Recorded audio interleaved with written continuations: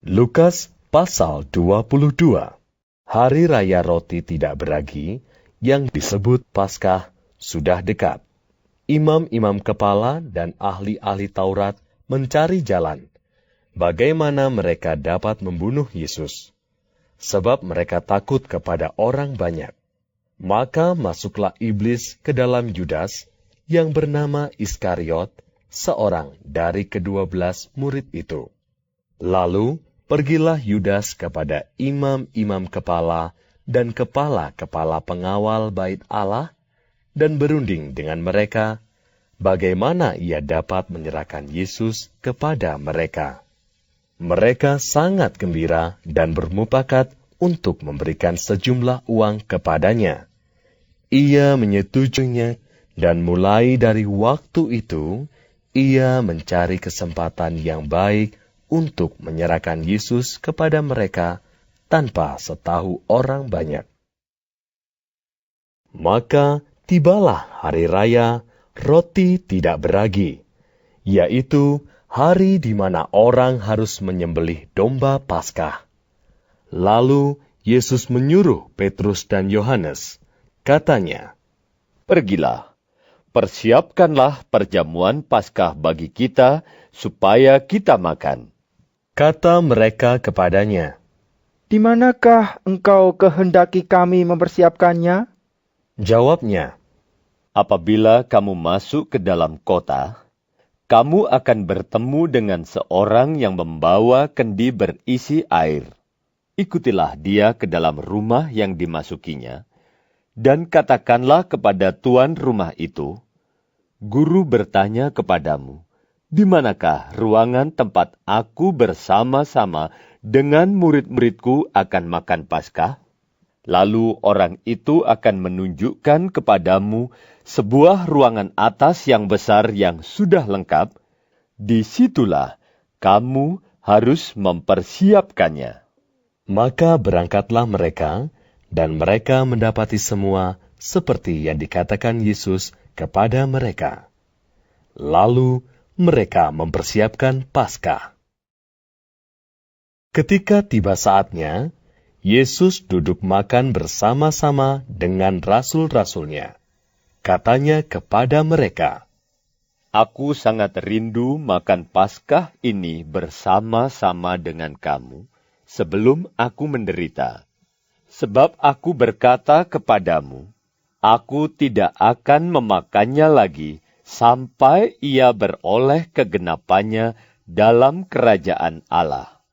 Kemudian ia mengambil sebuah cawan, mengucap syukur, lalu berkata, "Ambillah ini, dan bagikanlah di antara kamu. Sebab aku berkata kepada kamu, mulai dari sekarang ini, aku tidak akan minum lagi hasil pokok anggur, sampai kerajaan Allah telah datang." Lalu ia mengambil roti, mengucap syukur, memecah-mecahkannya, dan memberikannya kepada mereka. Katanya, "Inilah tubuhku yang diserahkan bagi kamu. Perbuatlah ini menjadi peringatan akan aku." Demikian juga dibuatnya dengan cawan sesudah makan. Ia berkata, "Cawan ini adalah perjanjian baru oleh darahku, yang ditumpahkan bagi kamu. Tetapi, lihat, tangan orang yang menyerahkan aku ada bersama dengan aku di meja ini. Sebab Anak Manusia memang akan pergi seperti yang telah ditetapkan, akan tetapi celakalah orang yang olehnya ia diserahkan." Lalu mulailah mereka mempersoalkan siapa di antara mereka yang akan berbuat demikian. Terjadilah juga pertengkaran di antara murid-murid Yesus, siapakah yang dapat dianggap terbesar di antara mereka. Yesus berkata kepada mereka, "Raja-raja bangsa-bangsa memerintah rakyat mereka, dan orang-orang yang menjalankan kuasa atas mereka disebut pelindung-pelindung. Tetapi kamu tidaklah demikian, melainkan yang terbesar di antara kamu hendaklah menjadi sebagai yang paling muda, dan pemimpin sebagai pelayan. Sebab, siapakah yang lebih besar? Yang duduk makan atau yang melayani? Bukankah dia yang duduk makan? Tetapi aku ada di tengah-tengah kamu sebagai pelayan. Kamulah yang tetap tinggal bersama-sama dengan aku dalam segala pencobaan yang aku alami. Dan aku menentukan hak-hak kerajaan bagi kamu, sama seperti Bapakku menentukannya bagiku, bahwa kamu akan makan dan minum semeja dengan aku di dalam kerajaanku, dan kamu akan duduk di atas takhta untuk menghakimi kedua belas suku Israel.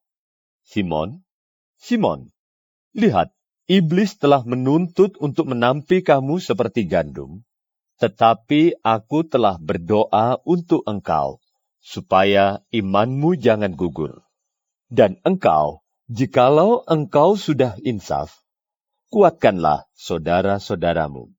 Jawab Petrus, Tuhan, aku bersedia masuk penjara dan mati bersama-sama dengan Engkau. tetapi Yesus berkata, Aku berkata kepadamu, Petrus, hari ini ayam tidak akan berkokok sebelum engkau 3 kali menyangkal bahwa engkau mengenal aku. Lalu ia berkata kepada mereka, Ketika aku mengutus kamu dengan tiada membawa pundi-pundi, bekal dan kasut, adakah kamu kekurangan apa-apa? Jawab mereka. Suatu pun tidak. Katanya kepada mereka, Tetapi sekarang ini, siapa yang mempunyai pundi-pundi, hendaklah ia membawanya. Demikian juga yang mempunyai bekal. Dan siapa yang tidak mempunyainya, hendaklah ia menjual jubahnya dan membeli pedang. Sebab aku berkata kepada kamu, bahwa nas kitab suci ini harus digenapi padaku. Ia akan terhitung di antara pemberontak-pemberontak. Sebab apa yang tertulis tentang aku sedang digenapi. kata mereka. Tuhan, ini 2 pedang. Jawabnya, Sudah, cukup. lalu pergilah Yesus keluar kota, dan sebagaimana biasa, ia menuju Bukit Zaitun. Murid-muridnya juga mengikuti dia. Setelah tiba di tempat itu, ia berkata kepada mereka, Berdoalah, supaya kamu jangan jatuh ke dalam pencobaan. Kemudian ia menjauhkan diri dari mereka, kira-kira sepelempar batu jaraknya. Lalu ia berlutut dan berdoa, katanya, Ya Bapakku, jikalau engkau mau, ambillah cawan ini daripadaku. Tetapi bukanlah kehendakku, melainkan kehendak-Mulah yang terjadi. Maka seorang malaikat dari langit menampakkan diri kepadanya untuk memberi kekuatan kepadanya. Ia sangat ketakutan dan makin bersungguh-sungguh berdoa. Peluhnya menjadi seperti titik-titik darah yang bertetesan ke tanah. Lalu ia bangkit dari doanya dan kembali kepada murid-muridnya. Tetapi ia mendapati mereka sedang tidur karena duka cita. Katanya kepada mereka, Mengapa kamu tidur? Bangunlah dan berdoalah, supaya kamu jangan jatuh ke dalam pencobaan. Waktu Yesus masih berbicara, datanglah serombongan orang, sedang muridnya yang bernama Yudas, seorang dari ke-12 murid itu, berjalan di depan mereka. Yudas mendekati Yesus untuk menciumnya. Maka kata Yesus kepadanya, Hai Yudas, engkau menyerahkan anak manusia dengan ciuman? ketika mereka yang bersama-sama dengan Yesus melihat apa yang akan terjadi, berkatalah mereka, Tuhan, Mestikah kami menyerang mereka dengan pedang? Dan seorang dari mereka menyerang hamba imam besar, sehingga putus telinga kanannya. Tetapi Yesus berkata, Sudahlah itu. lalu ia menjamah telinga orang itu dan menyembuhkannya.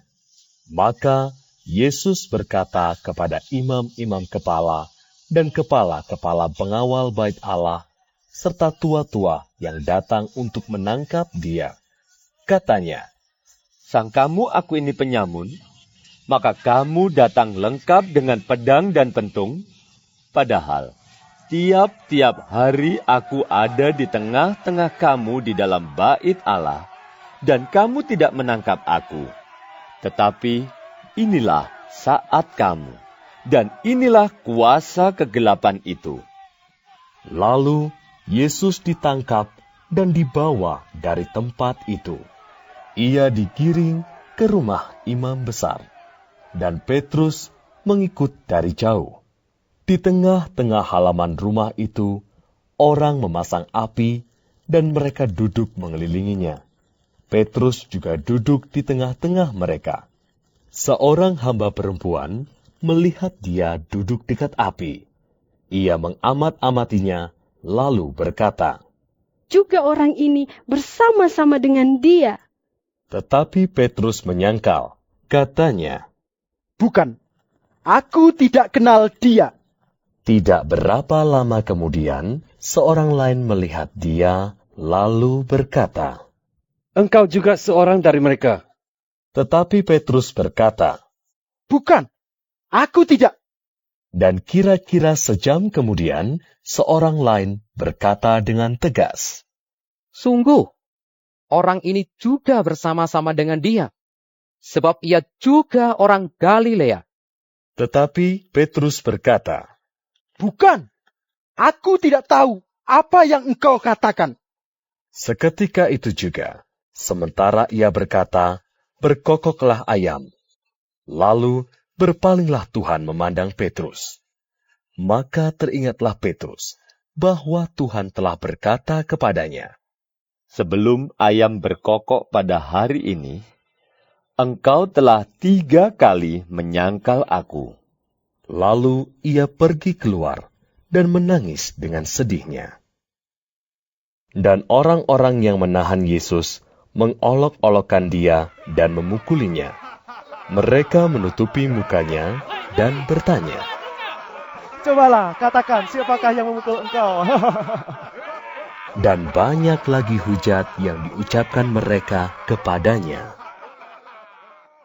Dan setelah hari siang, berkumpullah sidang para tua-tua bangsa Yahudi dan imam-imam kepala dan ahli-ahli Taurat, lalu mereka menghadapkan dia ke mahkamah agama mereka, katanya, Jikalau engkau adalah Mesias, katakanlah kepada kami.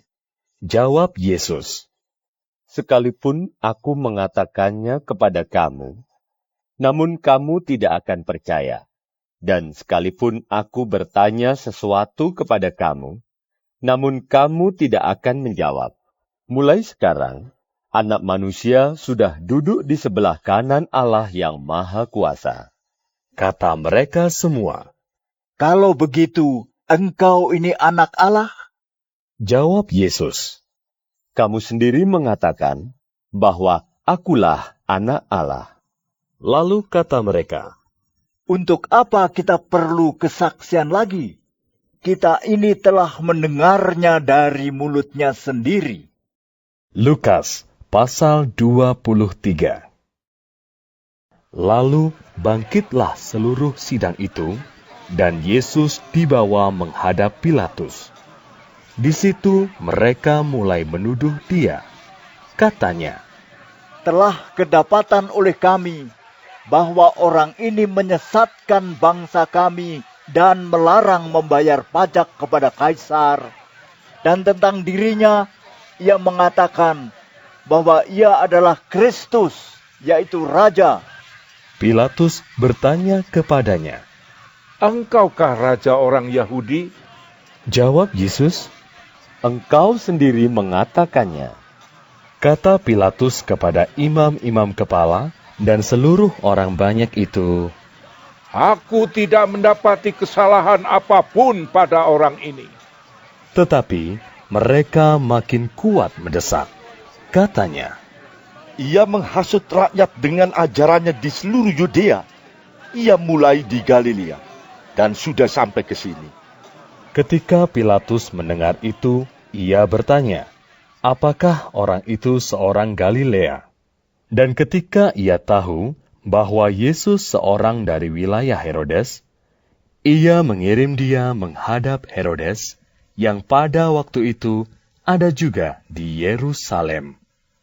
Ketika Herodes melihat Yesus, ia sangat girang, sebab sudah lama ia ingin melihatnya, karena ia sering mendengar tentang dia. Lagi pula ia mengharapkan melihat bagaimana Yesus mengadakan suatu tanda. Ia mengajukan banyak pertanyaan kepada Yesus, tetapi Yesus tidak memberi jawaban apapun. Sementara itu, imam-imam kepala dan ahli-ahli Taurat maju ke depan dan melontarkan tuduhan-tuduhan yang berat terhadap dia. Maka mulailah Herodes dan pasukannya menista dan mengolok-olokkan dia. Ia mengenakan jubah kebesaran kepadanya, lalu mengirim dia kembali kepada Pilatus. Dan pada hari itu juga, bersahabatlah Herodes dan Pilatus. Sebelum itu, mereka bermusuhan. Lalu Pilatus mengumpulkan imam-imam kepala dan pemimpin-pemimpin serta rakyat dan berkata kepada mereka, Kamu telah membawa orang ini kepadaku sebagai seorang yang menyesatkan rakyat. Kamu lihat sendiri bahwa aku telah memeriksanya, dan dari kesalahan-kesalahan yang kamu tuduhkan kepadanya, tidak ada yang kudapati padanya. Dan Herodes juga tidak, sebab ia mengirimkan dia kembali kepada kami. Sesungguhnya, tidak ada suatu apapun yang dilakukannya yang setimpal dengan hukuman mati. Jadi, aku akan menghajar dia, lalu melepaskannya. sebab ia wajib melepaskan seorang bagi mereka pada hari raya itu. Tetapi mereka berteriak bersama-sama, Nyahkanlah dia! Lepaskanlah Barabas bagi kami! Barabas ini dimasukkan ke dalam penjara berhubung dengan suatu pemberontakan yang telah terjadi di dalam kota dan karena pembunuhan. Sekali lagi, Pilatus berbicara dengan suara keras kepada mereka karena ia ingin melepaskan Yesus. Tetapi mereka berteriak membalasnya. Katanya, Salibkanlah dia! Salibkanlah dia! kata Pilatus untuk ketiga kalinya kepada mereka. Kejahatan apa yang sebenarnya telah dilakukan orang ini? Tidak ada suatu kesalahan pun yang kudapati padanya yang setimpal dengan hukuman mati. Jadi, aku akan menghajar dia, lalu melepaskannya. Tetapi dengan berteriak, mereka mendesak dan menuntut supaya ia disalibkan. Dan akhirnya mereka menang dengan teriak mereka. Lalu Pilatus memutuskan supaya tuntutan mereka dikabulkan. Dan ia melepaskan orang yang dimasukkan ke dalam penjara karena pemberontakan dan pembunuhan itu sesuai dengan tuntutan mereka. Tetapi Yesus diserahkannya kepada mereka untuk diperlakukan semau-maunya. Ketika mereka membawa Yesus, mereka menahan seorang yang bernama Simon dari Kirene yang baru datang dari luar kota, lalu diletakkan salib itu di atas bahunya supaya dipikulnya sambil mengikuti Yesus. Sejumlah besar orang mengikuti dia. Di antaranya banyak perempuan yang menangisi dan meratapi dia. Yesus berpaling kepada mereka dan berkata, Hai putri-putri Yerusalem, janganlah kamu menangisi aku, melainkan tangisilah dirimu sendiri dan anak-anakmu. Sebab lihat, akan tiba masanya orang berkata, berbahagialah perempuan mandul dan yang rahimnya tidak pernah melahirkan, dan yang susunya tidak pernah menyusul. Maka orang akan mulai berkata kepada gunung-gunung, runtuhlah menimpa kami, dan kepada bukit-bukit, timbunilah kami. Sebab, jikalau orang berbuat demikian dengan kayu hidup, apakah yang akan terjadi dengan kayu kering? Dan ada juga digiring 2 orang lain, yaitu 2 penjahat, untuk dihukum mati bersama-sama dengan dia. Ketika mereka sampai di tempat yang bernama Tengkorak, mereka menyalibkan Yesus di situ, dan juga kedua orang penjahat itu, yang seorang di sebelah kanannya, dan yang lain di sebelah kirinya. Yesus berkata, Ya Bapa, ampunilah mereka, sebab mereka tidak tahu apa yang mereka perbuat. Dan mereka membuang undi untuk membagi pakaiannya. Orang banyak berdiri di situ dan melihat semuanya. Pemimpin-pemimpin mengejek dia, katanya, orang lain ia selamatkan. Biarlah sekarang ia menyelamatkan dirinya sendiri, jika ia adalah Mesias, orang yang dipilih Allah. Juga prajurit-prajurit mengolok-olokkan dia. Mereka mengunjukkan anggur asam kepadanya dan berkata, jika engkau adalah raja orang Yahudi, selamatkanlah dirimu. Ada juga tulisan di atas kepalanya, inilah raja orang Yahudi. Seorang dari penjahat yang digantung itu menghujat dia, katanya, Bukankah engkau adalah Kristus? Selamatkanlah dirimu dan kami. Tetapi yang seorang menegur dia, katanya, Tidakkah engkau takut juga tidak kepada Allah, sedang engkau menerima hukuman yang sama? Kita memang selayaknya dihukum, sebab kita menerima balasan yang setimpal dengan perbuatan kita. Tetapi orang ini tidak berbuat sesuatu yang salah. Lalu ia berkata, Yesus, ingatlah akan aku apabila engkau datang sebagai raja. Kata Yesus kepadanya, Aku berkata kepadamu, sesungguhnya hari ini juga engkau akan ada bersama-sama dengan aku di dalam Firdaus. Ketika itu, hari sudah kira-kira jam 12.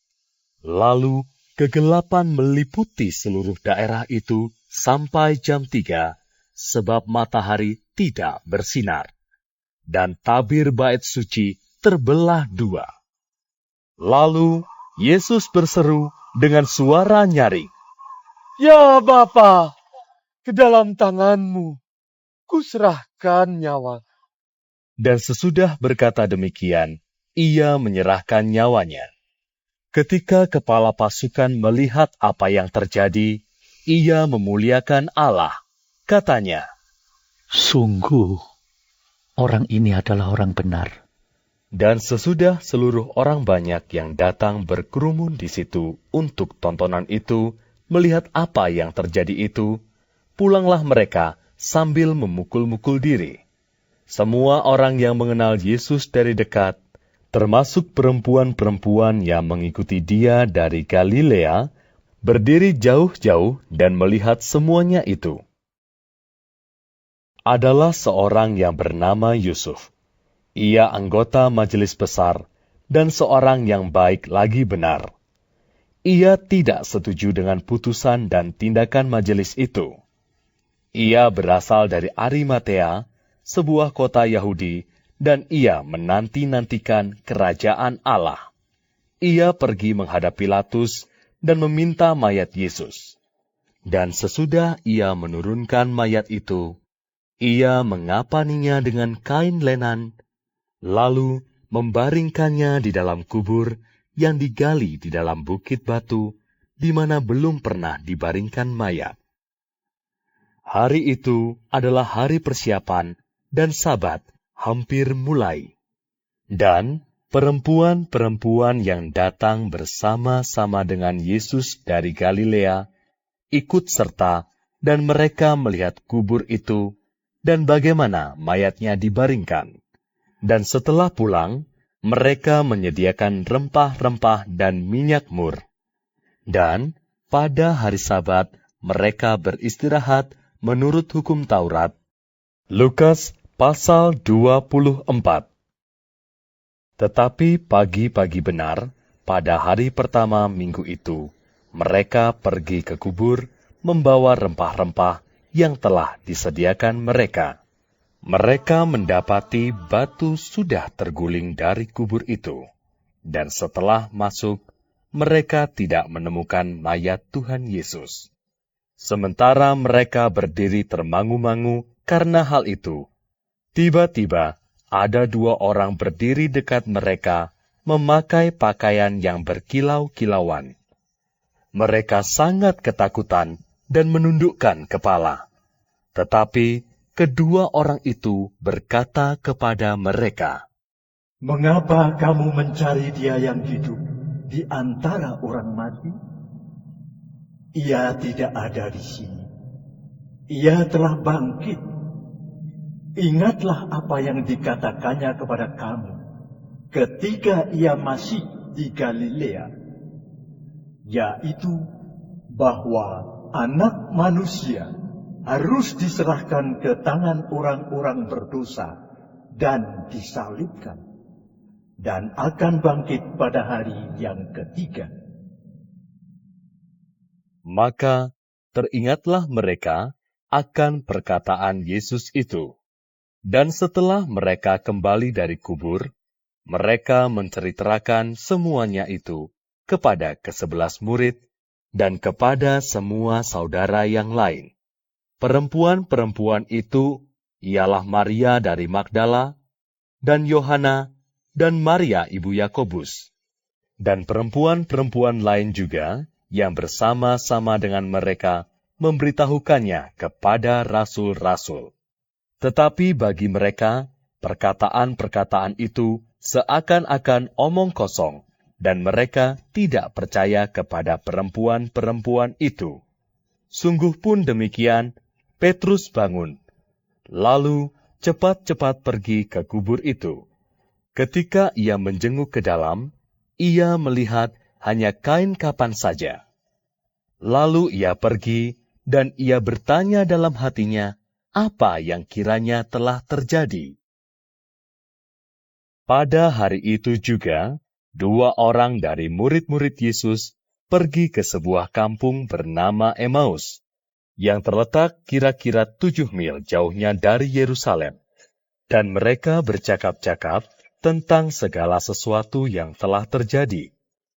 Ketika mereka sedang bercakap-cakap dan bertukar pikiran, datanglah Yesus sendiri mendekati mereka. Lalu berjalan bersama-sama dengan mereka. Tetapi ada sesuatu yang menghalangi mata mereka, sehingga mereka tidak dapat mengenal Dia. Yesus berkata kepada mereka, "Apakah yang kamu percakapkan sementara kamu berjalan?" Maka berhentilah mereka dengan muka muram. Seorang dari mereka, namanya Kleopas, menjawabnya, "Adakah engkau satu-satunya orang asing di Yerusalem yang tidak tahu apa yang terjadi di situ pada hari-hari belakangan ini?" Katanya kepada mereka, "Apakah itu?" Jawab mereka, "Apa yang terjadi dengan Yesus orang Nazaret? Dia adalah seorang nabi yang berkuasa dalam pekerjaan dan perkataan di hadapan Allah, dan di depan seluruh bangsa kami. Tetapi imam-imam kepala dan pemimpin-pemimpin kami telah menyerahkan dia untuk dihukum mati, dan mereka telah menyalibkannya.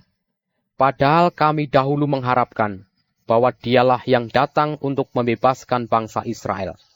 Tetapi sementara itu telah lewat 3 hari sejak semuanya itu terjadi. Tetapi beberapa perempuan dari kalangan kami telah mengejutkan kami. Pagi-pagi buta, mereka telah pergi ke kubur dan tidak menemukan mayatnya. Lalu mereka datang dengan berita bahwa telah kelihatan kepada mereka malaikat-malaikat yang mengatakan bahwa ia hidup. Dan beberapa teman kami telah pergi ke kubur itu dan mendapati bahwa memang benar yang dikatakan perempuan-perempuan itu, tetapi dia tidak mereka lihat. Lalu ia berkata kepada mereka, "Hai kamu orang bodoh, betapa lambannya hatimu, sehingga kamu tidak percaya segala sesuatu yang telah dikatakan para nabi. Bukankah Mesias harus menderita semuanya itu untuk masuk ke dalam kemuliaannya?" Lalu ia menjelaskan kepada mereka apa yang tertulis tentang dia dalam seluruh kitab suci, mulai dari kitab-kitab Musa dan segala kitab nabi-nabi. Mereka mendekati kampung yang mereka tuju. Lalu ia berbuat seolah-olah hendak meneruskan perjalanannya. Tetapi mereka sangat mendesaknya. Katanya, "Tinggallah bersama-sama dengan kami, sebab hari telah menjelang malam dan matahari hampir terbenam." Lalu masuklah ia untuk tinggal bersama-sama dengan mereka.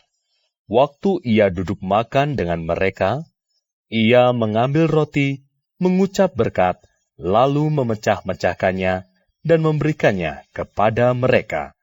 Ketika itu, terbukalah mata mereka, dan mereka pun mengenal dia. Tetapi ia lenyap dari tengah-tengah mereka. Kata mereka seorang kepada yang lain, Bukankah hati kita berkobar-kobar ketika ia berbicara dengan kita di tengah jalan, dan ketika ia menerangkan kitab suci kepada kita? Lalu bangunlah mereka dan terus kembali ke Yerusalem. Di situ mereka mendapati ke-11 murid itu. Mereka sedang berkumpul bersama-sama dengan teman-teman mereka. Kata mereka itu, Sesungguhnya Tuhan telah bangkit dan telah menampakkan diri kepada Simon.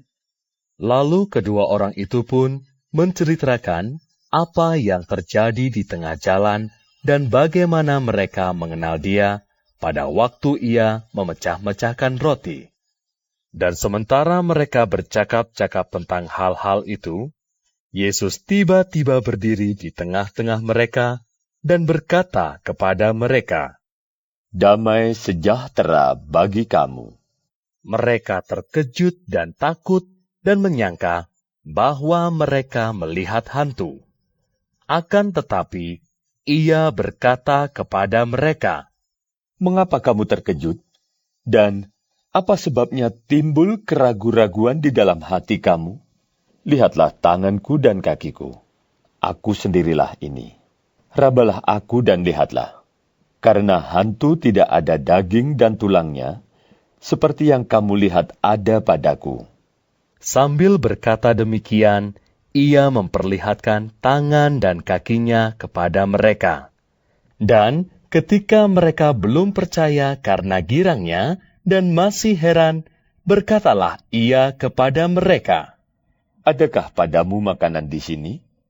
Lalu mereka memberikan kepadanya sepotong ikan goreng.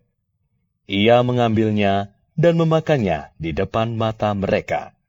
Ia berkata kepada mereka, "Inilah perkataanku, yang telah kukatakan kepadamu ketika aku masih bersama-sama dengan kamu, yakni bahwa harus digenapi semua yang ada tertulis tentang aku dalam kitab Taurat Musa, dan kitab nabi-nabi, dan kitab Mazmur." Lalu ia membuka pikiran mereka, sehingga mereka mengerti kitab suci.